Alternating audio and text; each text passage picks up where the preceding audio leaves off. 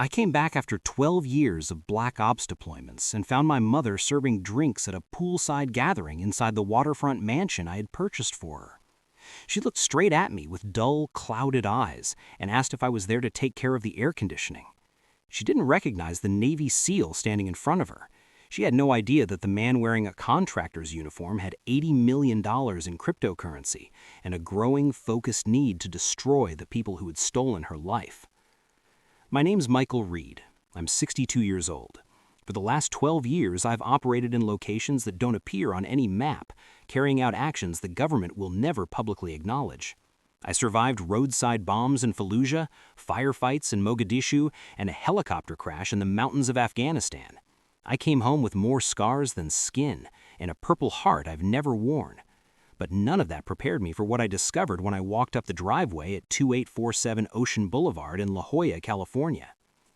I bought the property 15 years ago, paying cash after my first major contract payout. $6.8 million for 8,000 square feet of what people call the California Dream. White stucco walls, a Spanish tile roof, and an infinity pool overlooking the Pacific Ocean. I bought it for my mother, Emma Reed, who raised me alone after my father died when I was 7 years old. I bought it so she could spend her remaining years in comfort, watching the sunset from the terrace where we used to sit and eat ice cream when I was a kid visiting the beach. I'd called ahead. I told my brother Daniel I was coming home. He sounded caught off guard, almost tense. He told me Mom was doing great, that the house was perfect, that everything was exactly as I'd left it. He said he'd been taking care of her, managing the property, making sure she needed nothing. He lied. When I arrived, the gate was wide open. A catering truck was parked in the circular driveway. Music and laughter floated in from the backyard. I moved along the side of the house, my training keeping me silent even as my boots crossed the gravel path. I wanted to surprise them. I wanted to see my mother's face light up when she saw her son standing there alive after all these years. What I saw instead made my blood run cold. The party was already in full swing. 50, maybe 60 people spread across the pool deck. Wealthy people, judging by the designer swimsuits and the bottles of Dom Perignon. And moving among them, balancing trays of canapés and topping off champagne flutes, was my mother. She was 78 years old. She wore a black and white maid's uniform that hung awkwardly from her thin frame. Her hair, once thick and silver, was now sparse and gray, pulled back into a tight bun. Her hands shook as she carried the tray. I watched her nearly drop it. I watched her apologize again and again to a woman young enough to be her granddaughter. I stood frozen behind a palm tree, unable to fully process what I was seeing. This was my mother, the woman who worked 2 jobs to keep me in school, the woman who never missed one of my football games even when she was barely able to stay on her feet from exhaustion. And now she was serving drinks to strangers in the house I bought to honor her? A man snapped his fingers in her direction. "Hey, more ice." She hurried to obey, her movements stiff with arthritis I didn't even know she had. Then I saw him, my brother, Daniel, reclining on one of the deck chairs I had had custom built from Italian teak. He wore designer swim trunks and aviator sunglasses. A Cuban cigar rested in one hand, a crystal tumbler in the other. Beside him lay his wife, Jessica, stretched out in a bikini that cost more than most people's monthly rent. Daniel was laughing, holding court, telling some story that had his guests doubled over. He looked successful. He looked comfortable. He looked like the owner of the estate. My mother passed behind him, struggling with a heavy cooler. He didn't even look at her. She might as well have been part of the furniture. Something split open inside my chest. It was the same feeling I'd had the first time I saw a child killed by a suicide bomber. The same feeling I felt when I held a dying teammate while we waited for medevac. Rage, grief, and a cold, focused clarity. I could have walked out there. I could have wrapped my hands around Daniel's throat and thrown him into the infinity pool. But 12 years of tactical operations had taught me restraint. I'd learned how to wait. I learned that the best revenge is precise and permanent. I needed to know what had happened. I needed proof. I needed to understand the full scope of the betrayal before I acted. So I did what SEALs do best. I gathered intelligence. I left the property and drove 3 blocks to a coffee shop. I opened my encrypted laptop and started digging. Within an hour, I had accessed county property records, tax filings, and court documents. What I found made my hands shake with anger. The house was no longer in my mother's name. It had been transferred to Daniel 6 years earlier according to a deed that carried her signature. But I knew my mother's handwriting. I'd seen it on every birthday card she ever sent me. This signature was close, but not right. The loop on the E was wrong. The angle of the letters was off. I kept digging. 3 years earlier, Daniel had been declared the legal guardian of Emma Reed, citing diminished mental capacity and inability to manage her affairs. A doctor's report claimed she had early-stage dementia. The doctor's name was Richard Kelly. A quick search showed he'd been sued for fraud twice and had his medical license suspended once. Then I found the bank records. My mother's accounts had been emptied. For 12 years, I'd been wiring $20,000 a month from my offshore accounts. 6 years ago, those deposits were quietly rerouted into Daniel's personal accounts. $240,000 a year, nearly $1.5 million total. The worst discovery came when I searched for life insurance policies. Before my first deployment, I'd taken out a $10 million policy on myself, naming my mother as the sole beneficiary. It was standard practice. If you didn't come back, your family was protected. The policy showed a claim filed 8 years earlier. Beneficiary payout, $10 million. Recipient, Daniel Reed, acting as guardian and executor of Emma Reed's estate. They had declared me dead. I opened the claim paperwork, a death certificate issued by a military bureaucrat I'd never heard of. Killed in action, body unrecoverable. The claim had been processed, the money released, and my mother had never seen any of it. I sat in that coffee shop for 2 hours, staring at the screen, gripping the edge of the table until my knuckles turned white. I thought about every mission I had survived, and the entire time my brother had been back home stealing my mother's house, stealing my money, and forcing her to work as a servant in her own home. Not her home anymore, his home. The one he stole. I closed the laptop and pulled out a burner phone I'd bought at a gas station. I made 3 calls. The first went to Marcus Chen, my former team medic who'd moved into private security. I told him I needed a full surveillance setup. Cameras, audio, everything. "Give me 2 hours," he said. The second call was to Sarah Blackwood, an attorney specializing in elder abuse and a Marine Corps veteran. She owed me a favor from Kandahar, something we'd both agreed never to talk about. "I need an emergency petition," I told her. "Elder abuse, fraud, identity theft." "How bad is it?" she asked. "Bad enough that I'm considering options that end in Leavenworth." She paused. "Give me 12 hours. Don't do anything until I call you." The third call was to a man without a name, at least not one I knew. He worked for an agency that officially didn't exist. I'd saved his life in Syria. "I need financial records," I said. "Everything connected to Daniel Reed's Social Security number." "This personal?" he asked. "Very." 6 hours, he replied. I hung up and sat in my rental car, watching the sun sink into the Pacific Ocean. I thought about my mother cleaning up after the party, washing dishes, taking out trash, sleeping wherever Daniel allowed her. I thought about the oath I took when I joined the SEALs, to defend against all enemies, foreign and domestic. I had spent 12 years fighting enemies on foreign soil. Now it was time to face one at home. I started the engine and drove to a hardware store. I needed tools. Marcus would handle the sophisticated surveillance gear, but I needed the basics. A reliable lockpick set, contractor-style clothes, a clipboard, the kind of everyday props that let you walk into almost any building in America without anyone stopping to ask questions, because tonight I was going back to that house. Tonight I was planting cameras in every room, and tonight I was beginning to collect the evidence that would bury my brother so deep he'd never see the light of day again.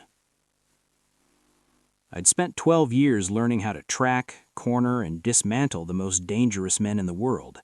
Daniel was about to learn what happens when a sheepdog comes home and finds wolves living in his den. The night air was cool when I returned to Ocean Boulevard at exactly 2:00 a.m. Marcus met me in a parking lot 5 blocks away and handed me a duffel bag filled with equipment. Pinhole cameras no bigger than shirt buttons, audio devices sensitive enough to pick up a whisper from 50 feet away, a tablet that would allow me to monitor everything in real time, "Military grade," Marcus said. "You'll get crystal clear video even in low light. Battery life is 6 months." Then he gripped my shoulder. "Mike, whatever you're planning, make sure it's legal. I don't want to visit you in prison." "It'll be legal. Barely." I approached the property from the beach side, scaling the low wall that separated the estate from the public access path.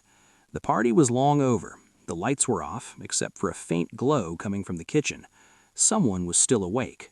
I moved silently across the lawn, my movements automatic after decades of training. I reached the kitchen window and looked inside. My mother was there, hunched over the sink, washing dishes. She wore a threadbare nightgown. Her bare feet rested on the cold tile floor. She cried without making a sound, tears slipping from her weathered face as she scrubbed a champagne flute. Every instinct in me screamed to act. I wanted to break down the door. I wanted to pull her into my arms and tell her I was here, that everything would be all right. But I forced myself to stay still. If I revealed myself now, Daniel would lawyer up, destroy evidence, maybe even hurt her to keep her quiet.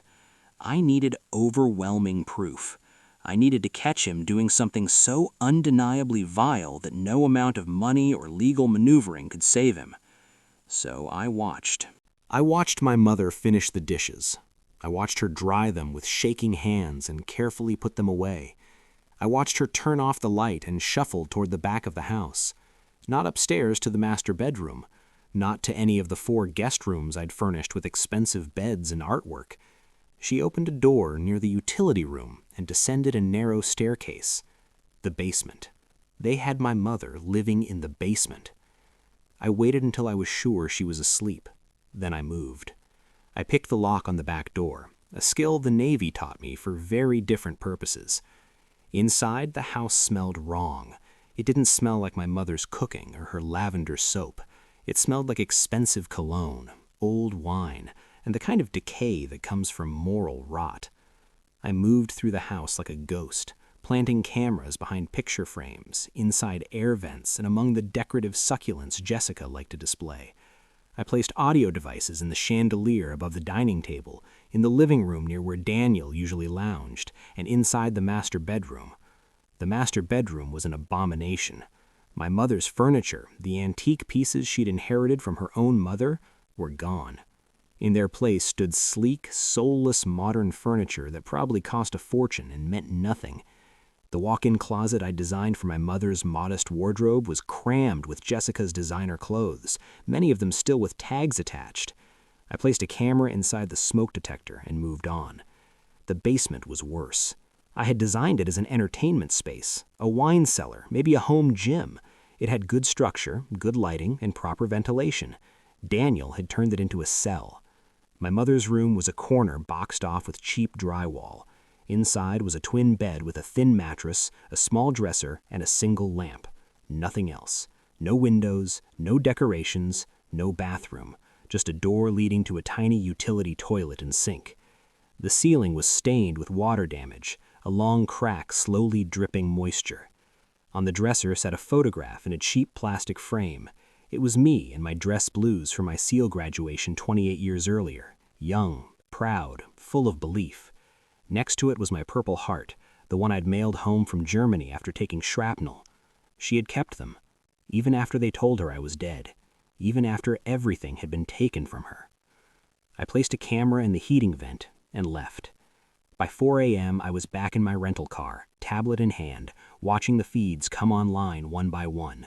Crystal clear video, perfect audio. I had eyes and ears in every critical room of the house. Now I waited. Now I watched. What I witnessed over the next 48 hours made me understand why some combat veterans lose control and do terrible things.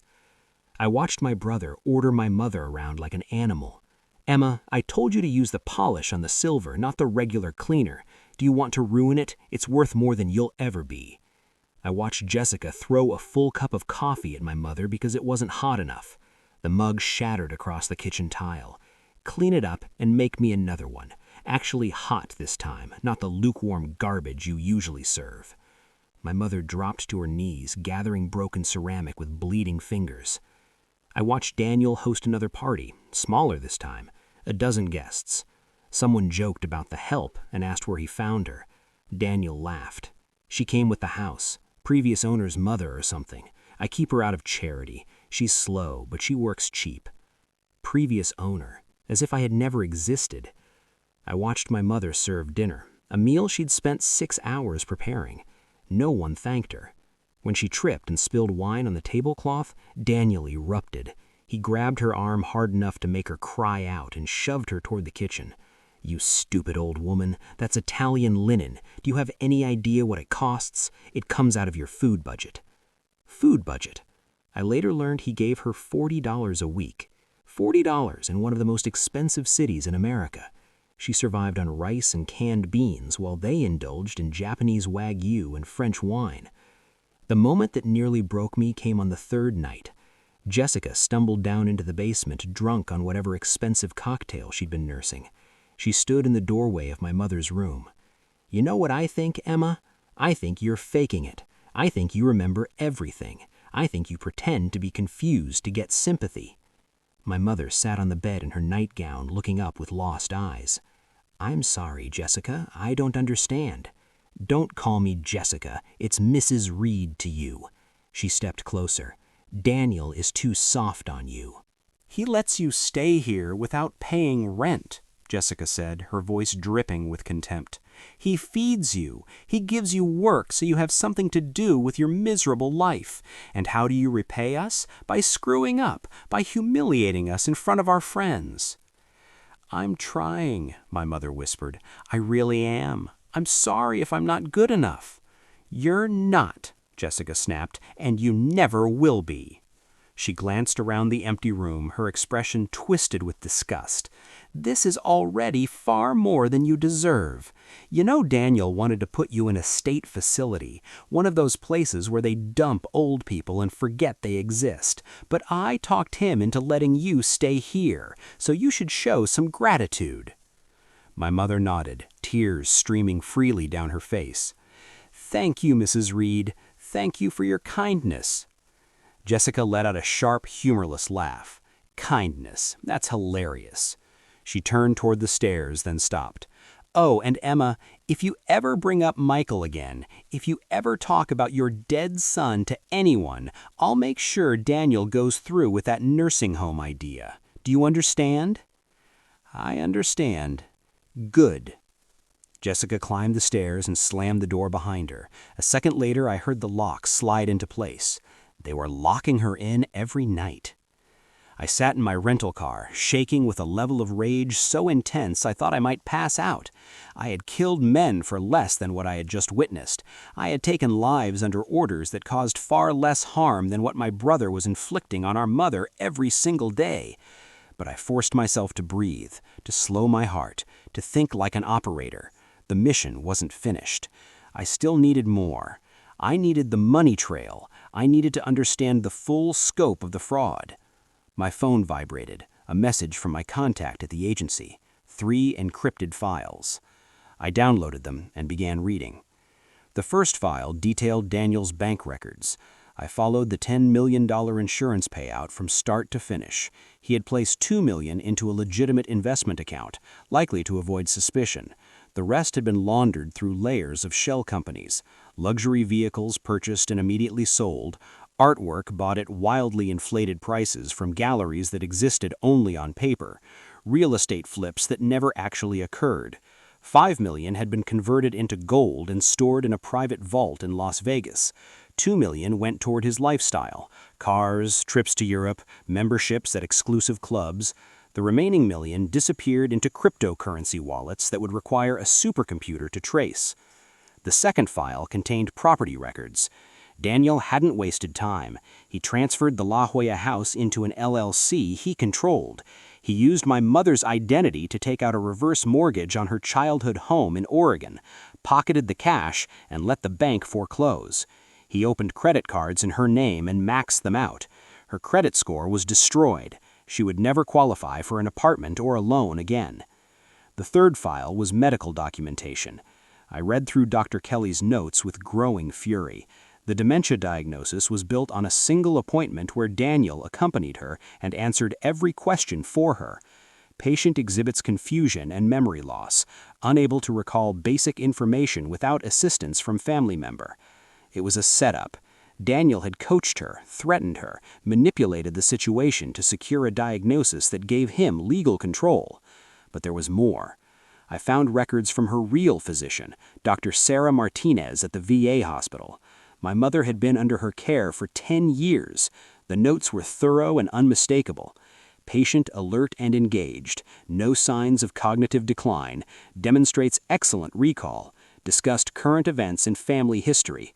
The last visit was 6 years earlier, right before Daniel obtained guardianship. After that, nothing. He had cut her off from real medical care and only took her to Dr. Kelly when he needed paperwork. I had everything I needed: elder abuse, financial fraud, identity theft, insurance fraud. Still, it wasn't enough. I wanted to catch him in the act of something that would put him away for decades. So I built a trap. I created a false identity: Robert Halverson, real estate developer from Seattle. Marcus put together a website, business cards, and supporting materials. Then I called Daniel using the number I'd found in the property records. "Mr. Reed," I said, raising my voice slightly and adding a hint of Pacific Northwest accent. "My name is Robert Halverson. I'm a developer looking at properties in La Jolla. Your home came up in my search. Have you ever thought about selling?" "The house isn't for sale." "I understand, but I'm prepared to make an offer well above market value. Cash, fast close, no contingencies." "How far above market?" "I'm thinking around $9.5 million. "When can we meet?" Daniel finally said. "Tomorrow, noon. I'll come to the property." "I'll see you then, Mr. Halverson." I ended the call and smiled. It was the same smile I used to wear moments before a raid, the one my team used to joke about. Reed's got his murder face on. Someone was about to have a very bad day. The next morning, I watched through the cameras as Daniel went into a frenzy. He shouted orders at my mother, demanding that every surface be cleaned and every fixture polished. "We have an important visitor. If you embarrass me, you'll regret it." She worked all morning, slow but methodical. I watched her dust the chandelier while standing on a ladder that swayed dangerously. I watched her scrub the floors until her back bent with pain. Daniel didn't help. He spent the morning in front of a mirror, adjusting his expensive suit and rehearsing his pitch. At 11:30, he dismissed her. "Go to your room, lock the door. I don't want the buyer seeing you. You'll ruin everything." She obeyed without hesitation, descending to the basement like a ghost. At noon, I rang the doorbell. I wore a tailored suit and carried a leather briefcase. I looked exactly like a successful developer. Daniel opened the door with a smile that reminded me why I'd never trusted him, even when we were kids. "Mr. Halverson, please come in." "Beautiful place," I said, scanning the room. "Absolutely beautiful. I can see why you enjoy living here." "It's been in my family for years," Daniel said smoothly, "but it's time to downsize, move on to a different chapter." We toured the house. He showed me every room, spinning elaborate lies about renovations, artwork, and family history. I nodded and took notes on an iPad. "There's one thing," I said as we finished. "County records show the property was originally purchased by a Michael Reed. Are you related?" His face flickered for a split second before the smile returned. "My brother. He passed away years ago, military." "I'm sorry to hear that. Iraq? Afghanistan?" "Both," Daniel replied. "Hell of a soldier, died a hero." He said it so smoothly I nearly broke his jaw. "Well," I said, "I think we can move forward. I'll need to do some due diligence, title search, inspection, but I'm prepared to write a $1 million check today as earnest money." His eyes gleamed. "That's very generous." "I do have one condition. I'd like to see the basement. The listing photos didn't include it, and I want to check for water damage or foundation issues." "Of course," Daniel said quickly. "It's mostly storage." We went downstairs. I saw my mother's door close tight. Daniel distracted me with the water heater and electrical panel, talking rapidly about upgrades. I drifted toward the corner and tried the door. Locked. "What's in here?" I asked. "Storage, old furniture, boxes." I'd like to see it. I don't have the key. I pulled a lockpick from my pocket. I have tools. I opened it in 3 seconds. My mother sat on the bed, staring at her hands. She looked up, fear flashing across her face. Then she saw me, really saw me. Something stirred behind her eyes. "Who is this?" I asked calmly. "That's the housekeeper. She lives down here." I stepped inside. "Ma'am, what's your name?" "Emma. Emma Reed." "Reed?" Daniel said, "common name." I turned back to her. "Emma, how long have you lived here?" She looked at Daniel for permission. He gave a subtle shake of his head. I don't remember." I pulled out my phone and showed her the property deed. "Do you know this man, Michael Reed?" Tears filled her eyes. "My son, my Michael, but they told me he was gone." "Who told you that?" "Daniel." I looked at him. His face had gone pale. "That's enough," he said. "You need to leave." I ignored him. "Emma, what if I told you Michael isn't dead? What if I told you he's alive?" "Don't listen to him," Daniel snapped. My mother's hands trembled. "If Michael were alive, he would come home. He would come for me." I removed the fake glasses. I pushed my hair back the way I used to wear it. I let my posture change. My voice dropped. "I am home, Mom." She stared at me as 12 years of lies began to collapse. "Michael," she whispered, "it's me." She stood up, her legs shaking. She stepped toward me slowly, her hands shaking as she lifted them to my face. "My boy, my boy, they told me you were dead." "I'm not dead," I said quietly. "I'm here." Her knees buckled and she collapsed against me, sobbing into my chest. I wrapped my arms around her, struck by how light she felt, how delicate her body had become. Over her shoulder, I saw Daniel edging backward toward the door. "This is a misunderstanding," he said, his voice tight. "I can explain." "You declared me dead," I replied, my tone flat and controlled. "You collected my life insurance. You stole this house. You turned our mother into a servant." "I was protecting her. She was confused. She needed help." "You locked her in a basement." "You weren't here. You walked away." "I was serving my country. I sent money every month. Money you stole." Daniel's hand darted toward his phone. I moved on instinct, muscle memory honed by years of combat.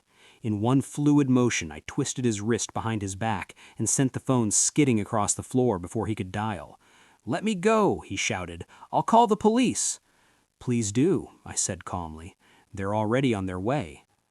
As if summoned, sirens wailed in the distance, growing louder by the second. I had called Sarah Blackwood before I ever set foot in the house. She had contacted the police, the district attorney, and adult protective services. They were coming with warrants, medical personnel, and the full authority of the law. Daniel struggled, trying to pull free. I released him, and he stumbled backward. "You can't prove anything," he said desperately. "It's your word against mine." "Actually," I said, pulling out my tablet, "it's your word against this." I played the footage, 3 days of cruelty condensed into 10 merciless minutes. Daniel shoving our mother, Jessica hurling a coffee mug, the basement door locking shut, audio of him calling her worthless, Jessica threatening to send her to a nursing home if she ever mentioned my name, video of Daniel laughing with friends, referring to me as the previous owner, some nobody who didn't matter. With every clip, the color drained from Daniel's face. His shoulders sagged. He sank onto the basement steps, burying his face in his hands. "Where's Jessica?" I asked. "Upstairs," he muttered, "sleeping." The sirens were right outside now. I heard car doors slam. Voices echoed through the house. "Michael." My mother was still clinging to me as if afraid I might vanish. "Is this real? Are you really here?" "I'm really here, Mom, and I'm never leaving you again." Police officers came down the stairs first. Sarah followed close behind, sharp and composed. 2 paramedics came next, pushing a stretcher. "Mr. Reed?" "That's me." "Officer, this is my mother, Emma Reed. She's been held here against her will. She needs medical care." Daniel stood abruptly. "This is insane. I'm her legal guardian. I have documents." forged documents," Sarah said evenly, "based on a fraudulent medical diagnosis." "Mr. Reed," the officer said, "we have warrants for your arrest. Insurance fraud, elder abuse, identity theft, embezzlement. Would you like me to continue?" More officers entered the basement. They placed Daniel in handcuffs as Sarah read him his rights. He was crying now, his voice cracking. "Mike, please, I'm your brother. We can work this out." I looked at him. The kid I'd grown up with. The man I'd trusted to protect the one person I loved most. "You stopped being my brother the day you locked our mother in a basement," I said. "Now you're just a criminal." They led him upstairs. Moments later, I heard Jessica screaming. I heard officers arresting her, heard her denials, her threats, her hysterical sobbing. The paramedics examined my mother. Malnutrition, dehydration, likely fractured ribs that had healed improperly. They said she needed to be taken to the hospital. "I'll go with her," I said. At the hospital, they ran test after test. They confirmed what I already knew. No dementia, no cognitive decline. Her memory was intact. She remembered everything. Every threat, every insult, every humiliation. She'd been too isolated and too terrified to seek help. "Why didn't you call me?" I asked her later, sitting beside her hospital bed. She said, "They told me you were dead," she said quietly. "They showed me papers, a death certificate. They said you died in Afghanistan." "I was in Afghanistan, but I didn't die." "When you didn't come home," she said, tears sliding down her cheeks. "When years passed and you never called or wrote, I thought maybe it was true. I thought I'd lost you." "I was on black ops, Mom, deep cover. I couldn't contact anyone. I thought you were safe. I thought Daniel was taking care of you." She squeezed my hand. "You're here now. That's what matters." Over the next week, the full scope of Daniel and Jessica's crimes came into focus. The district attorney built a case that would put them away for at least 20 years. The insurance company demanded the return of the $10 million plus penalties. The IRS launched investigations into tax fraud. Adult Protective Services filed their own charges. Sarah worked tirelessly. The fraudulent guardianship was dissolved. Daniel's power of attorney was revoked. The deed to the house was overturned. Everything that had been stolen was being returned. Then came one final surprise. I was sitting with my mother when my mysterious contact sent one last file. A cryptocurrency wallet Daniel didn't know existed. I'd opened it 15 years earlier, back when Bitcoin was just starting out. I'd put $50,000 into it and forgotten about it. That $50,000 was now worth $83 million. I showed my mother the screen. She stared at the numbers, struggling to understand it. "This is yours, all of it." "Michael, I can't." "You can," I said firmly. "You will. You're going to buy any house you want, wherever you want, and you'll never worry about money again." She cried again, this time from joy. A month later, we stood on the deck of her new home. Not the La Jolla mansion. I sold it immediately. She didn't want it. Too many memories. Instead, we bought a smaller Craftsman in Coronado, right on the bay. 3 bedrooms, a garden, neighbors who brought casseroles and welcomed her like family. Daniel and Jessica were in custody awaiting trial. Their assets had been seized. They would spend the next 20 years in prison, and when they got out, they would have nothing. Dr. Kelly had permanently lost his medical license and was facing charges of his own. My mother had gained 15 pounds. Color returned to her face. She was seeing a therapist, working through the trauma, but more than anything, she was healing. "I still can't believe you're here," she said, as we watched the sun sink into the water. "Believe it. I'm retired now. No more deployments." "What will you do next?" I thought for a moment. "Maybe I'll write a book. How to destroy your enemies using the legal system." She laughed. A real laugh, the first I'd heard in years. We sat together in comfortable silence, watching boats glide across the harbor, listening to the gulls overhead. I'd spent 12 years fighting terrorists, dictators, and fanatics. I learned that the worst enemies aren't always the ones holding guns. Sometimes they're the ones smiling at you while they destroy everything you love. Justice can be slow, but it comes. Daniel gambled that I was dead. He forgot the first rule of warfare: Never leave an enemy alive behind you. He left me alive, and I came home." My mother reached for my hand. "Thank you, son." "For what?" "For coming back, for fighting for me, for being my hero." "You raised a seal, Mom," I said. "We never leave anyone behind." We stayed there until the stars filled the sky. Two survivors of different wars, finally home, finally at peace.